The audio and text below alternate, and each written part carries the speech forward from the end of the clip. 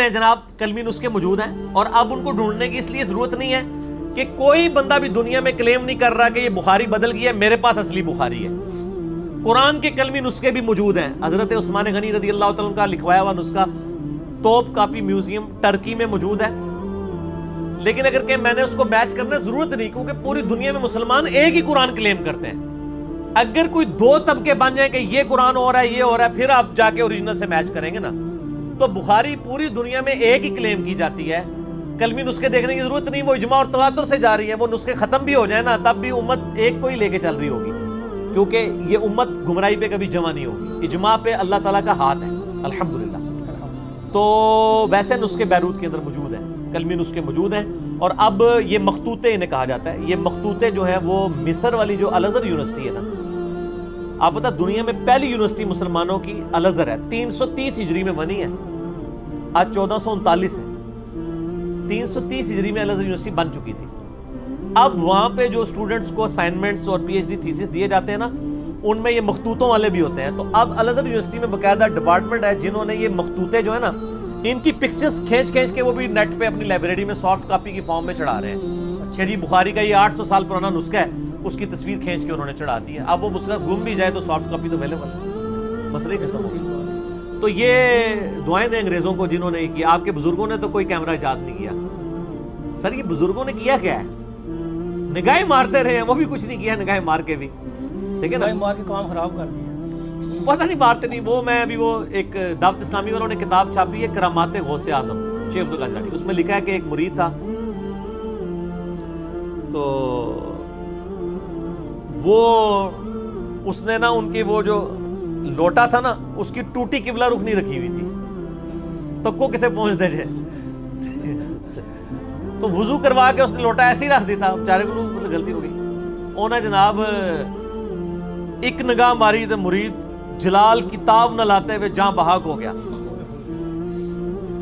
یہ لکھا ہوا ہے اچھا، اور یہ اسی سے لیا نا، اور یہ کتاب ہے بہجت الاسرار، بہجت الاسرار جو ہے نا ایک سائیکلوپیڈیا شیخ عبد القادر جیلانی کی کرامات کا، اسی سے یہ نقل کیا ہوا ہے۔ اچھا کہتے ہیں جناب پھر انہوں نے ایک نگاہ لوٹے کی طرف ماری، اس کی ٹوٹی سی، میں کہ یار وہ پہلی لوٹے تھے مار دیندے مسئلہ ہی حل ہوتا، بندہ بچ جاتا۔ جھوٹ ہے، یعنی یہ ہم مذاق شیخ عبد القادر جیلانی کا نہیں اڑا رہے، ان کی طرف جھوٹ منسوب بالکل اسی طرح ان کی طرف انہوں نے جھوٹ منسوب کیا کہ انہوں نے کہا ہے میں مشرق میں ہوں، یہ بہجت الاسرار میں لکھا ہے، میں مشرق میں ہوں اور میرا مرید مغرب میں ہو، اس کا ستر کھل جائے تو میں اس کا ستر ڈھانپ دوں گا۔ تو میں نے اس پہ ان کو کہا تھا کہ یار اگر آپ اتنے کانفیڈنٹ ہیں، ٹھیک ہے جی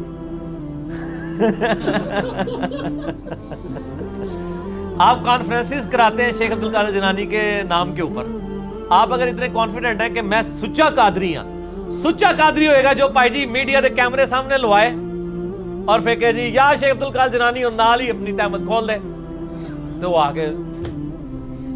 ویسے میرا مشورہ یہ کرنے سے پہلے آپ انڈر ویئر پہن لیجئے گا، کیونکہ مجھے 100% یقین ہے کہ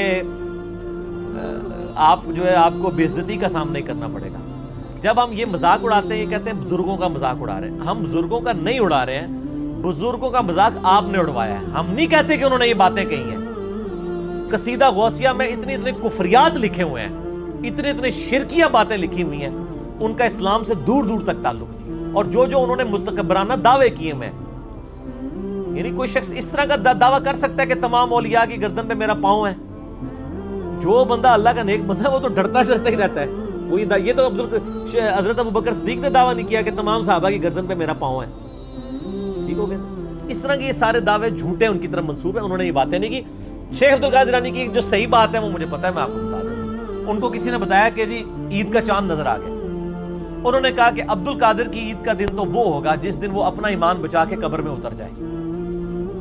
یہ بات ایک شریف النفس آدمی کر سکتا ہے۔